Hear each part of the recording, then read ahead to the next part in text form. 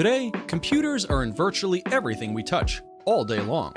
We still have an image of computers as being rectangular objects either on a desk or these days in our pockets. But computers are in our cars, they're in our thermostats, they're in our refrigerators. In fact, increasingly, computers are no longer objects at all, but they suffuse fabric and virtually every other material. Because of that, we really do need to care about what the future of computing holds because it is going to impact our lives all day long. Some of the exciting breakthroughs have to do with the Internet of Things. In the same way we have a tendency to think of computers as rectangular boxes, we have a tendency to think of the Internet as being some kind of ether that floats around us.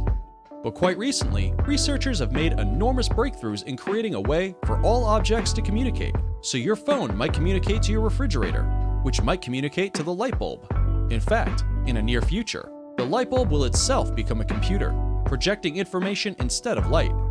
Similarly, biological computing addresses how the body itself can compute, how we can think about genetic material as computing. You can think of biological computing as a way of computing RNA or DNA, and understanding biotechnology as a kind of computer. Some of the ways that computing is changing now are that it is moving into the fabrics in our clothing, and it's moving into our very bodies. We are now in the process of refining prosthetics that not only help people reach for something, but in reaching, those prosthetics now send a message back to the brain. The first prosthetics were able quite miraculously to take a message from the brain and use it to control the world. So, what will computing look like in 2030? The answer is that we have no idea yet because change is happening so quickly. We know that quantum computing, the introduction of physics into the field of computer science, is going to be extremely important. That computers are going to become really very tiny, the size of an atom. That's going to make a huge difference.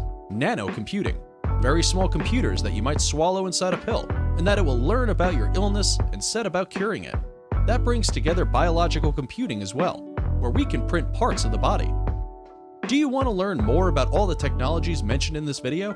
You can! Watch our other videos on the channel for more deep understanding of the mentioned future technologies.